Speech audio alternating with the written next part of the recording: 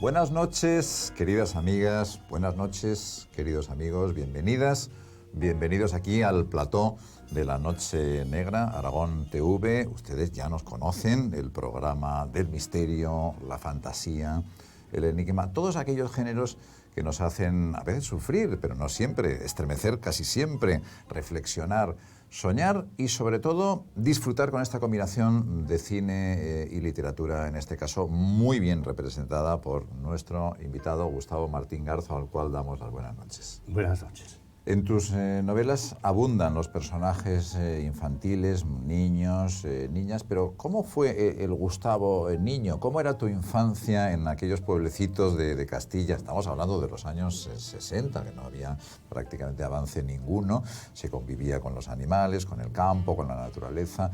¿Qué recuerdos tienes? ¿Y la infancia en Castilla para ti ha sido determinante a la hora de sacar de allí ideas y recursos? Desde luego, completamente. Bueno, hay una frase citadísima de Rilke, ¿no?, que dice que la patria del hombre es la infancia. Y es verdad, ahora que se habla tanto de patrias, yo la única patria que reconozco es la infancia. ¿Y por qué? Es lógico, porque la infancia es el momento en el que uno contempla el mundo por primera vez, es decir, escucha las primeras palabras, es decir, contempla los lugares en los que luego va a vivir, ¿no? Se encuentra con los seres que van a ser esenciales para él, ¿no? Entonces, todos esos primeros momentos son momentos de revelación. Es decir, la infancia, el mundo es un poco como si no se hubiera terminado de crear todavía. Está en el momento del génesis, ¿no? Y entonces el niño no termina de entender cómo es el mundo en el que se encuentra y desde luego participa con sus gestos, con sus acciones, con su fantasía en la creación del mundo, ¿no? Entonces, en ese sentido de asombro permanente ante lo que se encuentra, esa mirada de asombro permanente es la mirada del niño. Por eso el niño es un ser clarísimamente superior al adulto, ¿no? Ana María Matute, que también era muy defensora de esta idea, decía que la infancia era como un gran incendio y que el adulto era un poco lo que quedaba, es decir, ese rescoldo que quedaba de ese incendio extraordinario que había sido la infancia. Muchos de tus niños y niñas protagonistas, Gustavo, comienzan sus novelas o las historias que tú has inventado de una manera absolutamente realista. Están con sus padres, con sus abuelos, en sus casas, pero de pronto, a no tardar mucho, sucede algo mágico, algo extraordinario que cambia completamente a los personajes, su entorno, etc. ¿Cuándo apareció lo extraordinario en tu vida? ¿Cuándo realmente esa devoción que tienes hacia lo mágico, hacia lo mítico, lo sobrenatural, ¿cuándo comenzó, digamos, a entrar en tu conocimiento, en tu sensibilidad? Bueno, pero eso que cuentas, en el fondo, es un poco inherente al pensamiento del niño. O sea, el pensamiento del niño no es un pensamiento racional, no es un pensamiento que se parezca en nada al adulto. Es un pensamiento que está abierto a todo eso, está abierto a lo inesperado, está abierto a lo prodigioso, está abierto digamos, a la magia, por decirlo así, ¿no? Entonces, hay un momento terrible en que el niño descubre que ya no puede hacer magia y entonces ese es un momento en que de alguna forma se está despidiendo de la infancia. Pero claro, de alguna forma la infancia también se puede recuperar a medias, ¿no? Por ejemplo, yo creo que el arte tiene que ver con la infancia. Por ejemplo, antes me hablabas de directores que a mí me gustaban. Uno de los que más me gustan es Bergman, Ingmar Bergman, y él decía que en el fondo el artista era un niño. Él dice algo así como: si me gustan mis películas es porque en el fondo soy un niño y todo el mundo reconoce en esas cosas que cuento de mi propia vida su propia infancia. Entonces, en ese sentido, el arte es una manera de recuperar ese poder que hay en los niños, ¿no? También el mundo de lo amoroso. Los amantes, en el fondo, si lo piensas, tienen que volverse niños. Es decir, el amor realmente nos vuelve niños. Y al volvernos niños, hace entrar el juego, hace entrar la locura, hace entrar la fantasía, hace entrar el deseo, hace entrar también lo que no nos esperamos, ¿no? Nos lleva a territorios inciertos.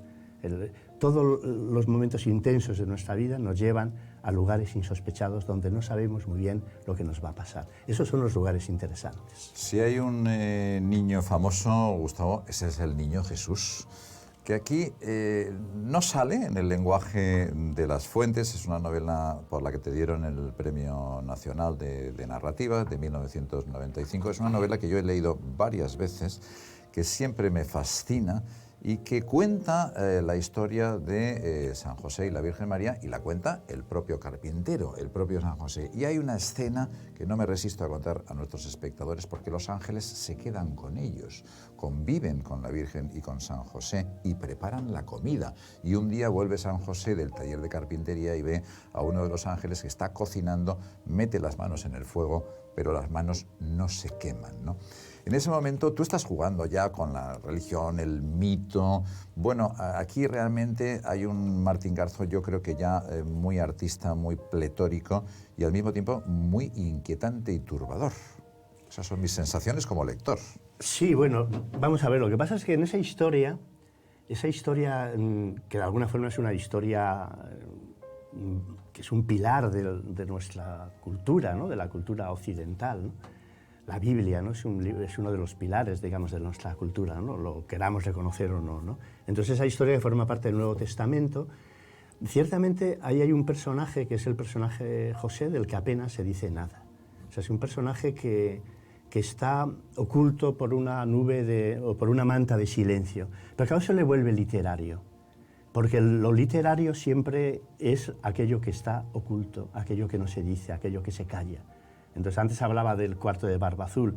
Una puerta cerrada es literaria porque nos obliga a preguntarnos qué hay detrás. Entonces, todo tipo de silencio es literario porque nos obliga a preguntarnos qué oculta. Entonces, José en el Nuevo Testamento es un personaje que no dice nada, que está completamente al margen, que apenas aparece 2 o 3 momentos, y sin embargo es lógico preguntarse, bueno, ¿y esta persona qué pensó de todo esto? ¿Cómo reaccionó ante esos hechos insólitos, insospechados, ¿no? Sobre todo, unos hechos que le apartaban de María. Se supone que José se queda prendado, digamos, con esta criatura, con esta jovencita que es María, de 14 o 15 años, y está enamorado de ella, y de pronto ve cómo esta muchacha vive perdida en unas fantasías que la ponen en contacto con unos seres extraños que no sabe de dónde viene, y lo lógico es que ese José se rebele contra esos seres porque de alguna forma le están privando de vivir su propio amor. Y todos los amantes quieren vivir su amor como se debe vivir un amor, en el mundo terreno, en el mundo real.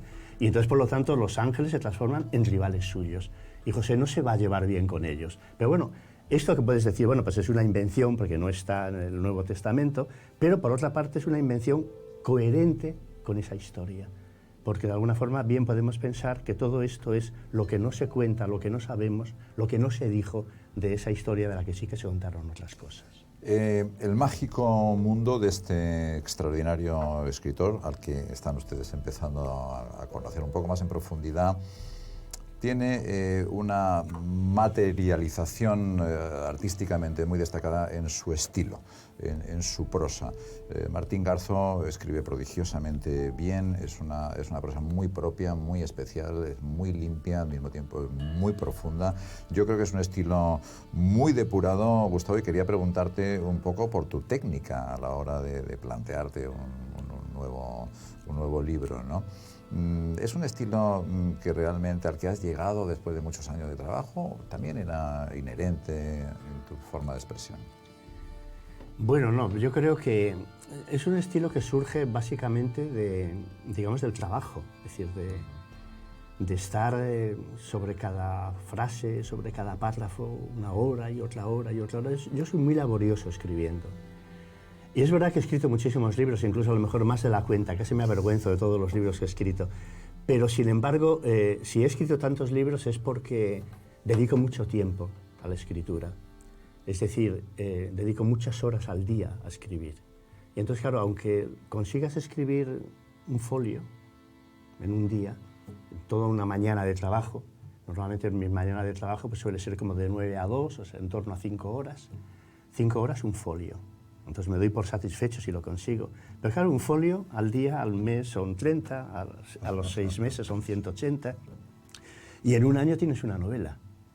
Pero claro, evidentemente lo que persigues es que eso que escribes, a pesar de que te haya costado mucho esfuerzo, no aparente ese esfuerzo. Es un poco como el bailarín que se mueve en un escenario. nosotros le vemos moverse el bailarín o la bailarina, ¿no? Y lo hace con una ligereza admirable que parece que no le afectan las leyes de la gravedad como al resto de los mortales, ¿no?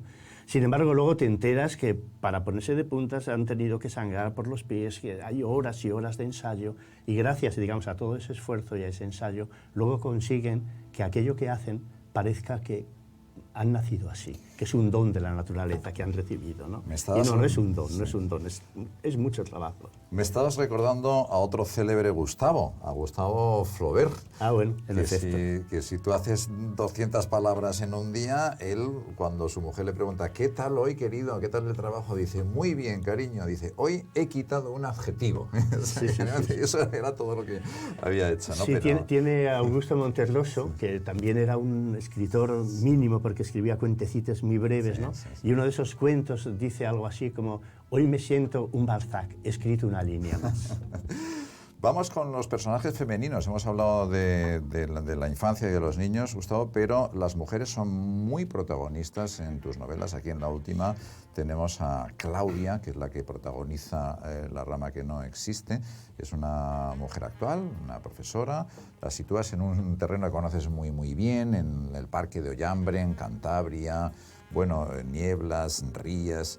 Y protagoniza Claudia una historia de amor. ¿Cómo trabajas los personajes femeninos en los cuales destacas particularmente? Porque entiendes mejor que otros autores la psicología femenina, porque consideras que la mujer está más próxima al sentimiento que el hombre. ¿Cómo enfocas la creación de Claudia, por ejemplo? Bueno, no lo sé. Ese tipo de cosas, claro, no las resuelves de una forma consciente, ¿no? Es decir, cuando vas a escribir un libro, evidentemente, no, yo, por ejemplo, no tengo ni muchísimo menos toda la historia pensada. Es decir, hay muchas veces que empiezo a escribir una novela y no sé cómo va a terminar, no sé cuál es su desarrollo. Espero que sea la propia escritura quien me lo vaya diciendo. Tengo que tener un punto de partida fuerte. Y un punto de partida fuerte muchas veces supone un personaje o dos personajes poderosos. Dos personajes que de alguna forma me pidan que me ocupe de ellos, que les escuche, que les atienda. Entonces, si encuentras un personaje así, es muy fácil, porque lo único que tienes que hacer es recibir todo lo que te van dando. En el momento que entras en ellos, esos personajes te van dando sus palabras, te van dando sus sentimientos, te van dando sus reacciones, te lo van dando todo acerca de ellos. O sea, por lo tanto, se funciona de una manera muy, muy intuitiva completamente, ¿no? Claro, la mayoría de mis personajes, o que abunden mucho los personajes femeninos, supongo que tiene que ver, bueno, pues con la fascinación que en mí pues, han causado siempre las mujeres. ¿Que esto con qué tiene que ver? Pues a lo mejor tiene que ver con que tuve una madre muy, muy guapa y muy amorosa, y entonces que de alguna forma pues yo siempre he sido un niño enamorado, digamos, de esa madre que te acompañaba, que te llevaba, que estaba pendiente de ti, ¿no? Luego se da una circunstancia curiosa que a lo mejor también influye, y es que nosotros éramos una familia numerosa, éramos seis chicos, pero éramos todos varones. En mi casa no había hermanas, y al no al decir que no había hermanas, no había las amigas de las hermanas, y por lo tanto el mundo de lo femenino en aquel tiempo era un mundo que estaba muy separado del mundo de los hombres. Las chicas iban a un colegio distinto, en un momento determinado, claro, en la adolescencia empezabas a encontrarte con ellas, pero eran un mundo completamente ajeno. ¿No? Te acercabas como si pertenecieran a una especie distinta, ¿no? Que yo creo que a ellas les pasaba un poco lo mismo, ¿no? Lo cual es un disparate esto de separar. A mí ahora me da muchísima envidia los niños que pueden tener sus compañeras, ¿no? Esto me parece que es una de las maravillas de los grandes logros, ¿no? Te interrumpo porque otra de las sensaciones que he tenido yo muy intensas como lector, Gustavo, ha sido, digamos, el cambio del tiempo. Cuando comienzas a leer un libro tuyo, estás situado en el espacio-tiempo, en este caso, por ejemplo, en el caso de La rama que no existe, claramente en la actualidad, en una geografía muy concreta, pero poco a poco se van diluyendo esos límites y, sobre todo, los límites temporales, y uno entra en un lugar donde no había estado, donde ya no funciona el reloj y donde rigen otras normas. Pero la pregunta era, ¿qué es el tiempo para ti? ¿Es el tiempo de la novela? ¿Es el tiempo del escritor? ¿Cómo concibes el tiempo? Bueno, ahí claro, hay un tiempo, digamos, externo, que es el tiempo que miden los relojes, ¿no? Y hay otro tiempo que es el tiempo interior. y que tiene que ver un poco, yo creo que los griegos tenían dos conceptos, dos dioses para entender el tiempo, ¿no? No me acuerdo ahora cómo era, uno era Cronos y Kairos, y Cronos. Cronos era el tiempo, en fin, sucesivo, y sin embargo Kairos era el tiempo de la intensidad, aquel tiempo que tenía que ver con las experiencias reveladoras, con esos momentos en que de pronto te abrías o la persona se abre a algo distinto, algo inesperado y algo que él siente que tiene que ver con él, ¿no? Entonces ahí se abre una historia distinta, que en el fondo es la propia literatura. La literatura siempre habla, más que del tiempo cronológico, de ese otro tiempo interior, ¿no? Que es el tiempo de las experiencias únicas, que es el tiempo de la intensidad, de alguna forma, ¿no? Que te lleva a los lugares del misterio, ¿no? Antes, cuando hablábamos de los personajes, para que un personaje sea literario tiene que tener un secreto, tiene que ocultar algo. Entonces, por ejemplo, en esta última novela, que en el fondo es un triángulo amoroso, es decir, el encuentro de esos personajes, en el fondo son tres personajes solitarios, cada uno a su manera, y entonces se produce el encuentro entre ellos porque de alguna manera cada uno identifica la soledad del otro y ve en él un semejante. Son seres heridos también. Esto es importante, porque la herida siempre oculta una historia. Yo me acuerdo, por ejemplo, cuánto te gustaban de niño, que te vendaran una mano, que te pusieran una tirita. No hay niño que no se sienta fascinado por eso. Porque claro, el niño que lleva una tirita y va al colegio, entonces evidentemente sabe que le van a preguntar. Lleva la mano así, porque sabe que le van a decir, bueno, ¿y eso cómo te lo hiciste? Luego, por lo tanto, el cuerpo herido es el cuerpo portador de una historia. Y en ese sentido, claro, todos los personajes literarios que merecen la pena son personajes heridos. El tiempo, el cronos de los griegos, Gustavo, termina indefectiblemente en la muerte para cualquier individuo, no para tus libros que van a ser inmortales. Pero, ¿qué es la muerte? ¿Cómo te da miedo? ¿Has pensado mucho en ella? ¿Está en tus libros? No, la muerte constantemente está. En el fondo, yo no sé quién dijo que los dos materiales con los que se construyen todos los libros es el amor y la muerte, porque son las dos experiencias centrales absolutamente de la vida. Yo no admito la muerte, no admito la muerte, es decir, bueno, la admites porque no te queda otra solución, pero no la entiendo y me rebelo contra ella. Incluso me parece inexplicable. Por ejemplo, no hay manera de entender cómo una persona querida, una persona que ha vivido a tu lado, que ha estado ahí a lo largo del tiempo, que de pronto desaparezca. Porque la muerte implica la desaparición, la pérdida de la presencia, ¿no? Entonces, claro, dices, bueno, ¿y este ser dónde está? ¿Qué es lo que ha pasado? Y luego, por otra parte, ¿cómo es posible que no encontrándole en el mundo real, sin embargo, siga vivo en mí? Sigue vivo en tu pensamiento, sigue vivo en tu interior, en tus sueños, no sé, sigues necesitándole, pero ya no le puedes encontrar. Es como si se hubiera escondido de tal manera que no hubiera manera de encontrarle, ¿no? Yo creo que los mexicanos llaman a la muerte de una forma que tiene muchísimo que ver con el juego del escondite. Ese juego del escondite de los niños. En el fondo, el juego del escondite, si lo piensas, es una forma de conjurar a la muerte, porque el niño, al desaparecer, al esconderse, desaparece. Pero en el fondo desaparece porque quiere ser encontrado. Y en el momento en que es encontrado, la muerte ha quedado derrotada. Pero yo creo que la muerte es el fracaso, el gran fracaso del mundo de lo amoroso. Porque lo amoroso siempre quiere rescatar a la persona perdida y sin embargo no lo consigue.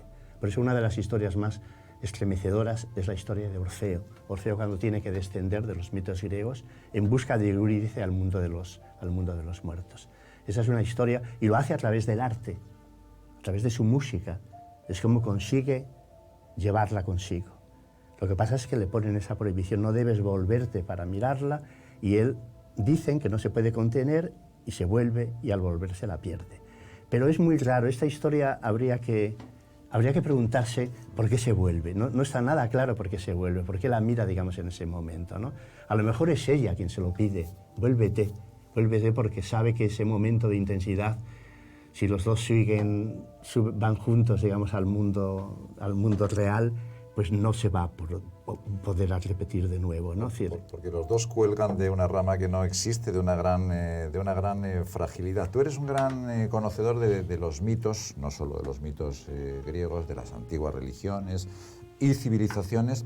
Pero ¿has encontrado, Gustavo, entre todas esas tradiciones mitológicas, algo parecido a una verdad, algo parecido a un dogma en el que creer, aunque sea un consuelo, con respecto sobre todo a la eternidad, a la inmortalidad? ¿O esos mitos son también ficciones necesarias, pero ficciones? Son ficciones, claro que son. Pero claro, la ficción es lo más verdadero que tenemos.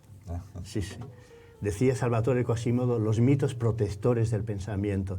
Tú fíjate que en el fondo del mundo griego, el pensamiento, la filosofía surge, por ejemplo en Platón, surge de los mitos. Es decir, Platón es un filósofo, pero antes de ser un filósofo es un narrador. Es alguien que cuenta historias y que luego reflexiona sobre esas historias. Luego, por lo tanto, todas esas historias, esos relatos, contienen nuestra verdad. Pero entendiendo la verdad no como algo que podemos definir lo que es, sino como algo que va a escapar siempre, que nunca está donde lo buscamos, ¿no? La verdad se transforma, la verdad siempre es otra. Cuando queremos tenerla ya no está en nuestras manos, sino que ha volado, digamos, a otro lugar, ¿no? Pero claro, esas historias que vienen del mundo de la religión, que vienen del mundo del mito, que vienen de los grandes relatos, del mundo, por ejemplo, de los cuentos de hadas, que a mí me fascina tanto, ¿no? De alguna forma, el mundo de los cuentos es uno de los pocos territorios donde todas esas historias antiguas que han acompañado al hombre desde que tiene conciencia de sí mismo, se han refugiado.